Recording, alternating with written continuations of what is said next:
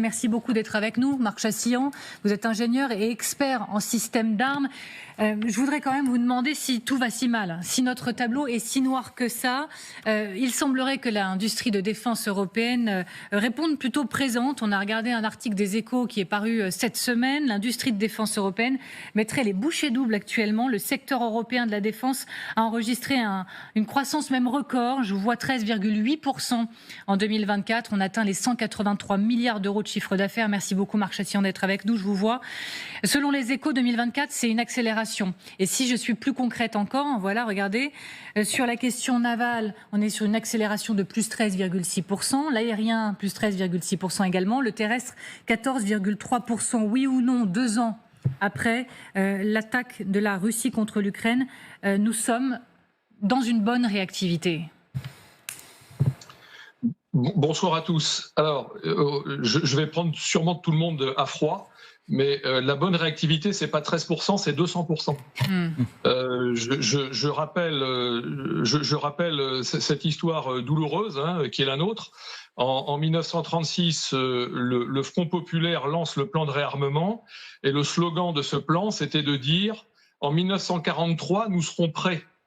Voilà, donc les Allemands, qui sont des gens simples et pragmatiques, ils ont attaqué en 40, évidemment. Bon, donc aujourd'hui, si vous voulez, quand on regarde les plans de rééquipement, là, je viens tout à l'heure là de regarder le projet de plan de rééquipement de l'armée allemande. Il prévoit une armée allemande qui aura pratiquement triplé de volume en 2035. 2035, c'est dans 10 ans. Dans 10 ans. Donc s'il se passe quelque chose de fâcheux entre deux, et la probabilité de cet événement est quand même relativement élevée, si on en croit les différents chefs d'état-major qui s'expriment assez gravement sur le sujet. En clair, on n'est pas prêt. On peut pas dire que 13% d'augmentation de la production de l'industrie de défense, ce soit une performance. C'est une contre-performance absolue.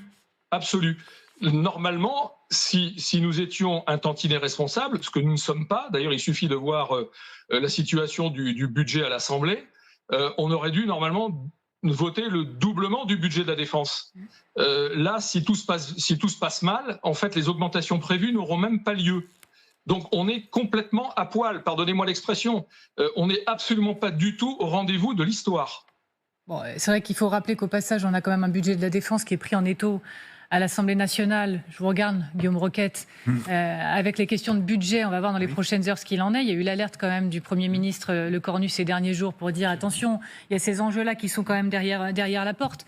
Oui, c'était lundi dernier, d'ailleurs, en direct dans votre émission. Sur LCI, vous avez raison. Voilà, c'est toujours là que ça se passe, où Sébastien Lecornu avait fait le déplacement jusqu'à l'hôtel de Brienne, au siège, ou au co-siège, parce qu'il est aussi à Ballard, du ministère de la Défense, avec la ministre des Armées, pour dire aux députés, attention, si vous ne votez pas le budget, c'est 7 milliards d'efforts supplémentaires pour la défense, et on ne sait pas où on va les trouver. Et c'est vrai que la France, contrairement à l'Allemagne, est dans une situation extrêmement difficile parce que il faut faire un effort sans précédent de réarmement au moment où, on le sait, on est au bord de la faillite, la dette n'a jamais été aussi élevée. Alors que les Allemands, eux, ils ont un niveau de déficit qui est beaucoup plus faible et ça leur a permis, par exemple, de mettre d'un seul coup 100 milliards d'euros, j'allais presque dire, cash, pour faire un premier effort de réarmement. Et nous, on ne peut pas, surtout si on n'a pas de budget. Alors, je me tourne vers vous deux, qui voudra prendre à la main, mais quand j'ai commencé en disant bon, allez, on peut essayer de se dire que tout ne va pas si mal, après tout, la course au réarmement semble bel et bien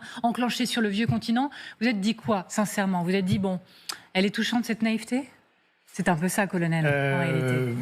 Oui, mais bien sûr, si vous voulez, tout ça est réel, bien sûr, il y a un effort, mais il est extraordinairement lent. Accessoirement, la guerre, le déclenchement de la guerre en Ukraine en 2022, de cette nouvelle guerre en Ukraine, c'était un révélateur. En réalité, il y aurait pu y avoir des révélateurs avant. On a commencé quand même à se poser des questions en 2014, au moins, au moment de l'invasion de la Crimée. C'est là qu'on avait un peu peut-être percuté, qu'on avait changé un peu d'époque, qu'il fallait peut-être regarder de ce côté-là.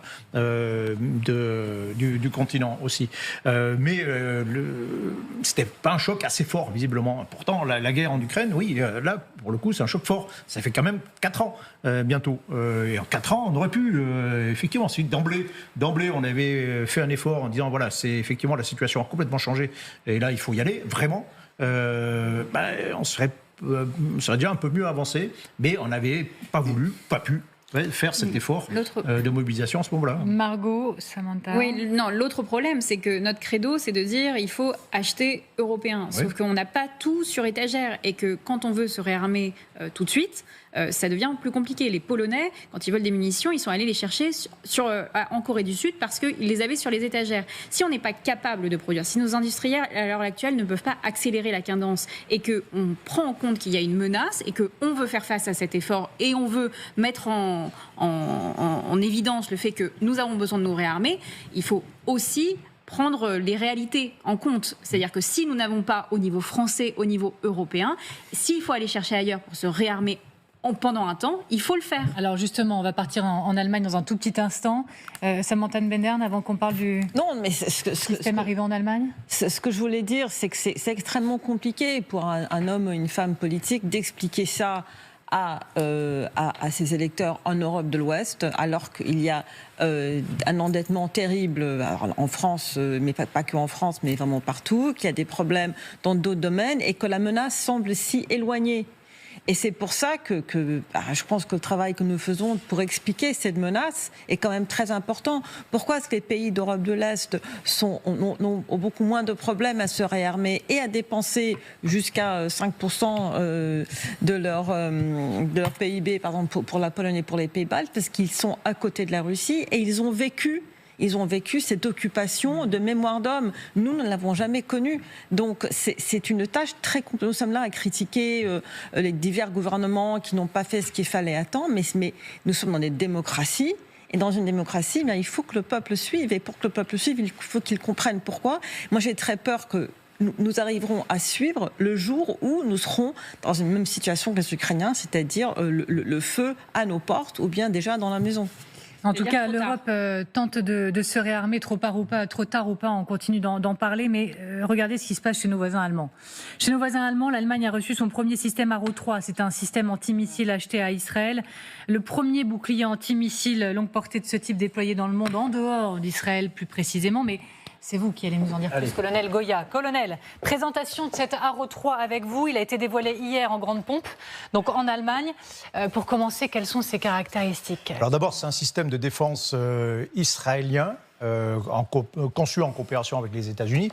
Et sa particularité, c'est que c'est un système qui permet de tirer au-delà de l'atmosphère. C'est un système évidemment extrêmement performant.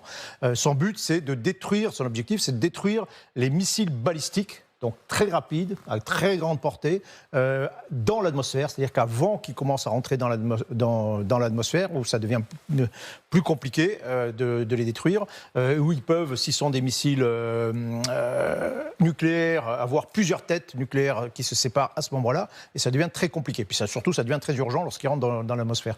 Donc là, voilà sa particularité, il peut taper à 100 km d'altitude. Deuxième particularité, donc hors de l'atmosphère. Deuxième particularité, c'est que c'est un missile qui fait de la collision. Un missile balistique dans l'espace, il va à 3-4 km par seconde. C'est-à-dire que vous ne pouvez même pas essayer d'exploser à côté. C'est comme ça qu'on fait pour abattre des avions, des missiles relativement lents, etc.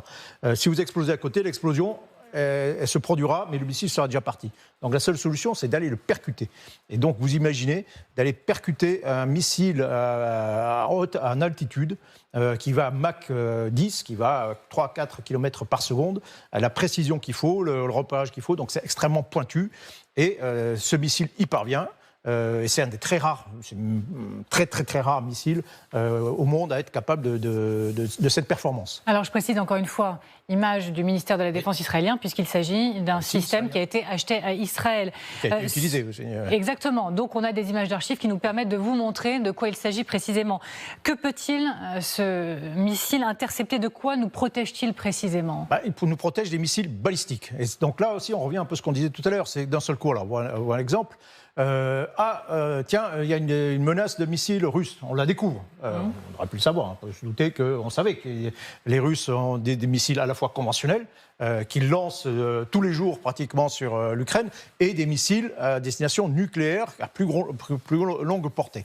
Et là, on le découvre, en fait, on s'en inquiète lorsqu'on les voit, ces missiles, tomber sur l'Ukraine. Et là, on se dit, waouh, il faut faire quelque chose. On est un peu impuissant face à ça. Et donc, il nous faut des systèmes de défense antiaérien qui permettent, j'y reviens, d'attaquer. Alors, on voit l'exemple du missile Oreshnik. C'est pas le plus puissant, c'est même pas le plus dangereux des missiles russes. Ils en ont des centaines d'autres plus performants, qui vont plus loin. Mais c'est un missile qui va très vite. C'est ça la vraie difficulté. Quand vous avez un engin qui vole à 10 fois la vitesse du son, pour l'intercepter, c'est très compliqué. Et donc, globalement, on n'avait pas en Europe de système qui soit capable d'intercepter un engin qui va à 10 fois la vitesse du son. Et donc, il y avait deux solutions. Soit on achète sur l'étagère, soit on le fabrique. Et donc les Allemands ont dit, on va l'acheter sur l'étagère avec un certain autre, alors que les Français, les Italiens disent, mais attendez, nous on a un truc qui s'appelle l'Aster 30, qu'on est en train d'améliorer petit à petit, qui sera bientôt capable de faire ça, donc ce serait peut-être bien de travailler en européen.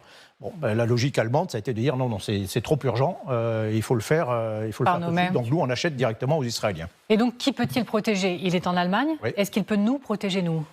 En partie, oui. Alors, il faut rappeler que... Alors, si précisément. Oui, il est basé là. Alors, il a annoncé avec une portée de 2400 km. Ça me paraît énorme, mais admettons. Des statistiques que l'on a Israël, les Israéliens, avec ce système est performant à 86%. Voilà. Pour tous les missiles balistiques qui venaient d'Iran, qui ne sont pas les plus sophistiqués, les plus difficiles à intercepter. Les missiles russes, ce serait plus compliqué.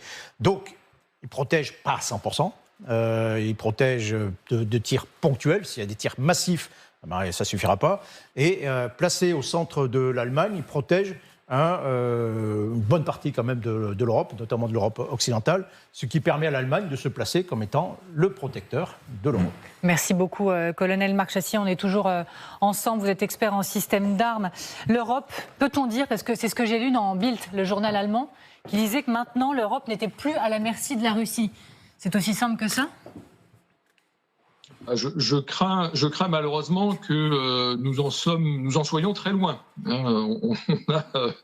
On a encore du chemin à parcourir. Alors certes, effectivement, je vais dire très symbolique. Il y a beaucoup de communication autour de ça, mais de manière très symbolique, les Allemands viennent de mettre en place une première batterie de Arrow. Mais on voit bien que si les missiles agresseurs ne sont pas tout à fait sur la trajectoire des batteries Arrow, jamais ils ne seront interceptés. Et surtout s'ils viennent de points de... Le problème de la Russie, c'est que c'est un grand pays et qui donc peut varier énormément les trajectoires et surtout les sites de lancement de ces missiles. Donc ils peuvent lancer des missiles depuis l'extrême nord de la Sibérie, ils peuvent les lancer depuis le sud, parce qu'ils ont aussi un sud, voilà. Et tout ça, ça fait des missiles qui ne passeront pas forcément idéalement au-dessus des batteries Arrow allemandes. Donc ça laisse quand même une grande partie de l'Europe fort démunie, et une seule batterie ne fera pas tout. Et je rappelle qu'une batterie de Arrow, c'est entre 4 et 6 missiles. Donc il suffit que les Russes en envoient 12 pour que forcément il y en a les moitiés qui passent. Donc encore une fois, il ne faut pas, comment dirais-je, donner le côté d'armes miracles ou de défense miracle à ce type de système qui certes apporte une pierre à l'édifice, et c'est incontestable, mais c'est pas ça qui va nous garantir une étanchéité face aux attaques russes. Voilà, on est encore très très mince, on est encore très peu pourvu. Nous avons énormément de trous dans la raquette. Alors, il n'y a pas que le système antimissile, des trous dans la raquette. Malheureusement, on a des quantités phénoménales, que ce soit dans les airs, sur Terre, ou dans les mers, ou dans l'espace, ou dans le cyberespace. Et non, aujourd'hui, clairement, nous sommes plutôt dépouillés. Merci beaucoup, Marc Chassillon, d'avoir été avec nous, ingénieur expert en système d'armes. Toujours un plaisir de vous recevoir en direct sur LCI. Alors, Marc Chassillon, il parlait de signal malgré tout.